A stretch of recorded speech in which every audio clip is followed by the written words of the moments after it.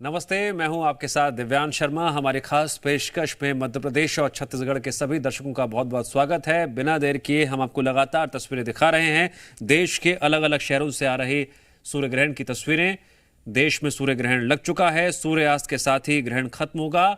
साल 2022 का ये आखिरी सूर्य ग्रहण है और सूर्य ग्रहण को लेकर जो वैज्ञानिक आधार है या धार्मिक आधार है उससे जुड़ी बारीक से बारीक जानकारी हम आपको अपनी इस विशेष पेशकश में देने की कोशिश कर रहे हैं।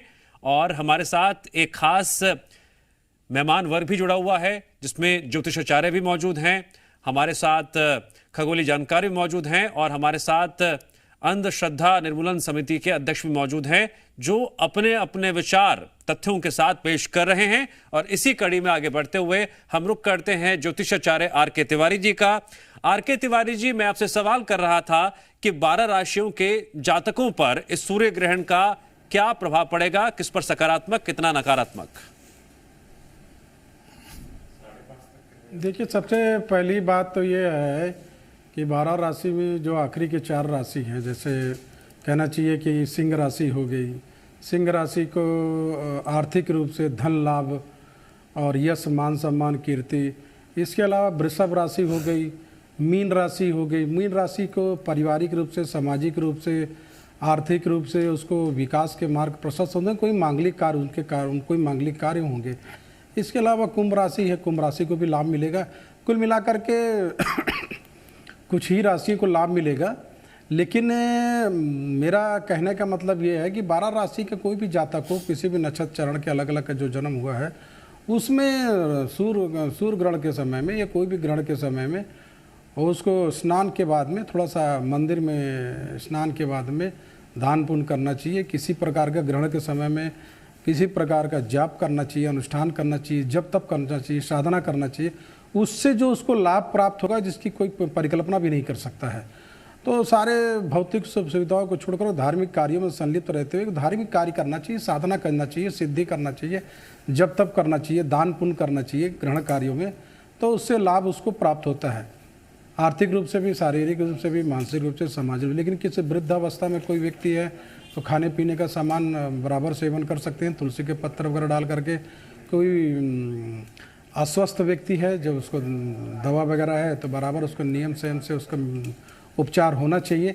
लेकिन चंद्र ग्रहण का उपयोग धार्मिक रूप से सभी जातकों को उसका फ़ायदा उठाना चाहिए, जप तप कर करके, दान पुण्य करके। लेकिन किसी प्रकार का भोग विलाप से बचना चाहिए। चंद्र ग्रहण के समय में भौतिक सुख सुविधाओं से बचना चाहिए, किसी प्रकार के वाद विवाद से बचना चाहिए, कोई भी नए कार्य नहीं करना चाहिए। किसी भी कार्य को लेन देन हो, किसी प्रकार का कोई भी कार्य हो, व्यापार से संबंधित कार्य हो, कोई भी कार्य हो, उसको थोड़ी देर के लिए स्थगित कर देना चाहिए। क्योंकि क्या है, उस दरमियान थोड़ा सा विशेष रूप से उसको टाल देना ही उसके लिए उत्तम और श्रेष्ठ है। कार्य क्षेत्र में, सरकारी कार्य क्षेत्र में आप देखेंगे, प्राइवेट क्षेत्र सेक्टर में देखेंगे, जो भी लोग कार्य करते हैं ठीक है, कार्य करते हैं, अच्छी बात है। गवर्नमेंट सेक्टर में भी लोग कार्य करते हैं, लेकिन आप देखेंगे उनकी मनोस्थिति ग्रहण की तरफ नहीं होती। वो टोटल मेंटली रूप से प्रिपेयर होते हैं कि आज हमें सर्विस में जाना, आज हमको ट्रेन चलाना, आज हमको डॉक्टर के क्लिनिक में बैठना, आज हमको पेशेंट को अटेंड करना है। तो पूरा फोकस उनके तरफ रहता है। लेकिन पार्टिकुलर अगर ग्रहण की तरफ किसी का फोकस है कि हमको ग्रहण के समय सूर्य ग्रहण को देखना चाहिए, लेकिन देखना क्यों चाहिए? आपने समान नंगी आंखों से कभी सूर्य को आपने जल तो दिया नहीं है, कभी सूर्य के लिए आपने तरटकत को किया नहीं है, सूर्य साधना आपने किया नहीं। सीधी बात करते हैं, चंद्र ग्रहण में, सूर्य ग्रहण में हम सूर्य को देखेंगे। क्यों देखना चाहिए? अगर आप देखना चाहते हैं तो ठीक है, उसके लिए उसके नियम है, वैज्ञानिक है। अगर आप साधना करना चाहते हैं, अगर उस दृष्टि से अगर आप वैज्ञानिक हैं, अगर कुछ कर रहे हैं तो ठीक है, मोस्ट वेलकम, आपका स्वागत है। लेकिन भौतिक सुख सुविधाओं का इसमें लाभ उठाना चाहिए, क्योंकि आप देखेंगे धार्मिक मान्यता जो है 99.9% धार्मिक मान्यता है। जो सारे धर्म के मार्ग हैं, मठ मंदिर है, बंद हो जाते हैं।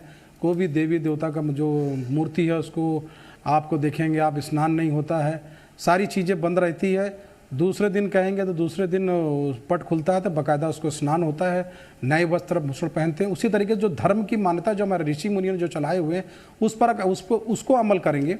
और जो भी युवा हैं, युवतियां हैं जो घर पे हैं, उन्हें स्नान करना चाहिए सूर्य ग्रहण के उपरांत में, और नए वस्त्र पहनना चाहिए, घर को शुद्ध रखना चाहिए, पूजा के स्थान को शुद्ध रखना चाहिए।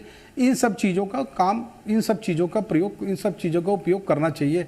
किंतु ऐसे समय में भौतिक सुख सुविधा को छोड़ना चाहिए, ब्रह्मचर्य का पालन करना चाहिए, भोग विलास से बचना चाहिए, किसी प्रकार का कोई भी शुभ कार्य नहीं करना चाहिए, वाद विवाद नहीं करना चाहिए, सीधे सीधे सीधे सीधे अपने आप को धर्म से जोड़ देना चाहिए।